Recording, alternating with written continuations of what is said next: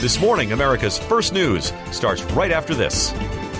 As a small business owner, you need protection for your physical and financial assets. From general and professional liability insurance to business owners and commercial auto policies, Geico can help. Go to geicocommercial.com for your free quote and see how much you could save today.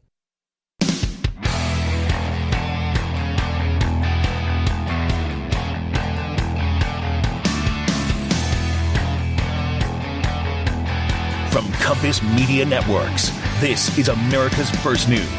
This morning with your host, Gordon Deal. Impeachment inquiry underway. Good morning. Jennifer Gashinka in for Gordon Deal along with Rasa Kay on this Wednesday, September 25th. Here's what we have for you this hour. The House is moving forward with an official impeachment inquiry into President Trump, the fourth such move in history. President Trump pushes nationalism in a speech at the UN. Legendary opera star Placido Domingo has stepped down from the title role in the Metropolitan Opera's production of Macbeth following accusations of sexual harassment. Every day, the stakes are growing higher in the standoff between the U.S. and Iran. They need a confrontation, not because they're dying to be smashed by the U.S. militarily, obviously, but they need a confrontation with the U.S. to shake up the status quo, I think, which is not working to their benefit right now. Jerry Seib, executive Washington editor at the Wall Street Journal, will be here in about 10 minutes with that story. House Speaker Nancy Pelosi says the House will move ahead with an official impeachment effort after reports that President Trump withheld aid to Ukraine while he was pressing the country to investigate Democratic presidential candidate Joe Biden and his son. After months of resisting an impeachment investigation, Pelosi said she is directing 6 House committees already investigating Trump to continue their probes under that umbrella of impeachment inquiry. Press reports began to break of a phone call by the President of the United States calling upon a foreign power to intervene in his election. This is a breach of his constitutional responsibilities. Trump says an impeachment inquiry will do nothing but help him get reelected. Well, I haven't heard this. Look, it's just a continuation of the witch hunt. It's the worst witch hunt in political history. We have the strongest economy we've ever had. We have the best unemployment numbers we've ever had. African American, Asian American, Hispanic American, lowest in history, best numbers we've ever had. Pelosi's chosen route avoids a full House floor vote on opening a probe, a step that has occurred each of the 3 previous times the House has launched impeachment proceedings against a president. Such a resolution would require 218 votes to pass. As of last night, there were more than 190 lawmakers who publicly supported moving forward on impeachment. The whistleblower who filed a complaint with the Inspector General of the intelligence community regarding President Trump's communications with the Ukrainian president now wants to testify before the House Intelligence Committee. Committee Chairman Adam Schiff tweeted that his committee had been informed by the whistleblower's counsel that their client would like to speak to the committee. The call between Trump and Ukraine is the subject of the whistleblower's complaint, which the Intelligence Community Inspector General found both credible and of urgent concern. It was supposed to be turned over to the House Intelligence Committee, but the acting director of national intelligence, Joseph Maguire, has declined to submit it. Yesterday, the Senate unanimously passed a non-binding resolution calling for the whistleblower complaint to be released to the House and Senate Intelligence Committees. Senate Majority Leader Mitch McConnell. Colleagues, all of us share a concern for protecting whistleblowers who use appropriate, established channels to raise legitimate concerns. The Senate's obligation is to treat such allegations in a responsible and deliberate manner. The president sent in a pair of tweets that he will release the complete, fully declassified and unredacted transcript of the phone conversation later today. President Trump called on other countries to respect U.S. sovereignty and recognize the right of the U.S. to protect itself from threats ranging from challenges to its safety and security to unfair trade practices in China. In an address yesterday at the UN, Trump urged other countries to place priority on their own citizens to ensure global peace and prosperity. The future does not belong to globalists. The future belongs to patriots. The future belongs to sovereign and independent nations. Trump endorsed free and fair trade, even as he defended his controversial use of tariffs as a way to get countries around the world, including some close allies, to comply with his demands. He assured the UN General Assembly meeting that the use of force is his last resort and pointed to efforts to engage with countries such as North Korea and Iran. Trump's speech came as he confronts a series of foreign policy challenges, including a trade dispute with China and an escalating feud with Iran. It's 11 minutes after the hour. This Morning with Gordon Deal podcast is brought to you by Privacy.com. For me, shopping online with Privacy.com is safer. How? By using Privacy.com's virtual credit or debit cards. They protect my identity and bank info when shopping online. Remember the recent theft of financial data of millions of online shoppers from a very large online retailer?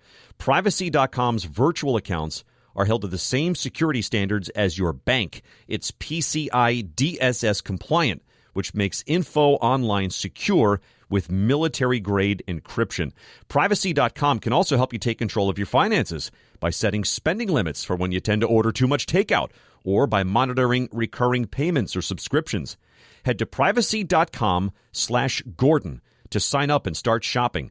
As a special treat for our listeners, new customers will automatically get $5 to spend on your first purchase. Yep, that's free money to use on any online purchase. Go to privacy.com/GORDON and sign up now.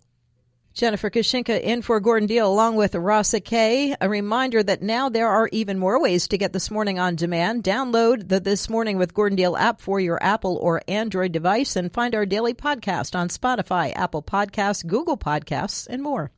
When it comes to Iran, the U.S. is in a tough spot. President Trump is counting on sanctions to damage the country so much that it buckles to U.S. demands, but not so much that a military conflict ensues. Here with more is Jerry Seib, executive Washington editor at the Wall Street Journal. Jerry, is Iran looking for a confrontation?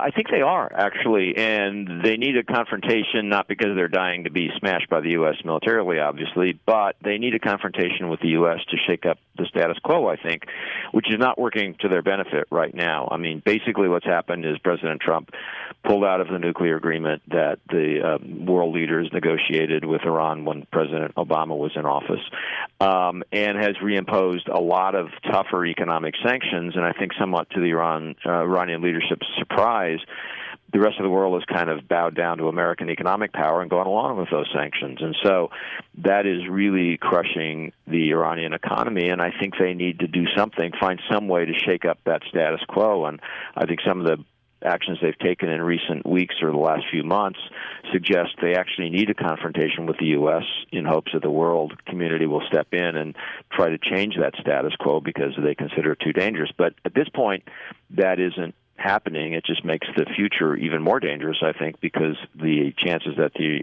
Iranians will feel they need to escalate their actions to change the situation are going up. What does President Trump want to see? Well, what he wants to see, and I think one of the problems here is that it's a little unclear what the U.S. wants to see, so it's not really very obvious what the exit ramp off of this dangerous highway is. But I think what the president wants to see is a reopening of negotiations with the Iranians to come up with a different, presumably better and tougher, in the president's view, nuclear agreement that also includes, for example, restrictions on Iran's ballistic missiles, not just its nuclear program.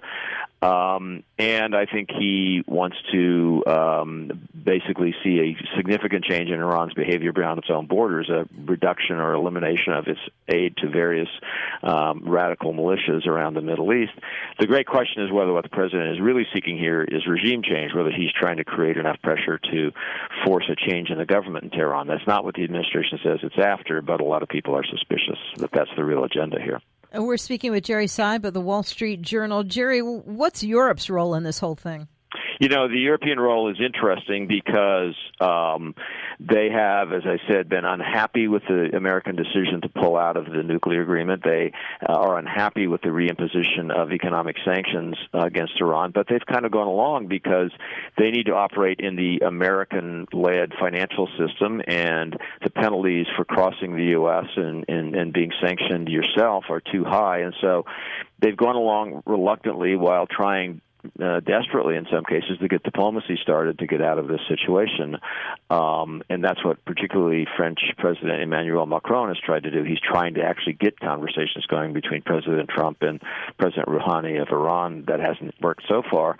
Interestingly, over the last couple of days, the Europeans have said that the Iranian behavior, particularly the apparent Iranian role in the attack on Saudi oil fields a couple of weeks ago, is unacceptable, and the Iranians will have to pay some price for that. So in that sense, they have joined the U.S. in blaming Iran for an almost an act of war, and that can't be encouraging to the Iranian leadership. Thanks, Jerry. Jerry Seib, Executive Washington Editor at the Wall Street Journal. It's 20 minutes after the hour. Rasa Kay is here with more of America's First News. Well, Jen, House Speaker Nancy Pelosi announced the House of Representatives is moving forward with an official impeachment inquiry of President Trump, and he responded to the news by calling it more witch hunt garbage. I mean, if she does that, they all say that's a positive for me from the election. You could also say, who needs it? It's bad for the country. Then they wonder why they don't get gun legislation done. Then they wonder why they don't get drug prices lowered, because all they do is talk nonsense. Pressure's been building after reports that Trump asked the president of Ukraine in a phone call to investigate former Vice President and Democratic presidential candidate Joe Biden and his son Hunter Biden over supposed corruption. There's no evidence of wrongdoing by either Biden. Pelosi spoke to reporters after her announcement. It's really a sad day for our country, actually. I feel very sad about it, and I hope that the Republicans will join us, as they have joined in the Senate in unanimous consent, passing a resolution for the release of the information. The entire U.S. Senate has passed a non-binding resolution calling on the Trump administration to release the complaint by an intelligence community whistleblower. 3 months after an explosion rocked its West Philadelphia neighborhood in the middle of the night, fire officials have finally declared the fire at the Philadelphia Energy Solutions refinery under control. 5 different air monitoring systems remain active around the site. The fire department's bill will go to PES, which has declared bankruptcy. The refinery advisory group meets tonight to consider options.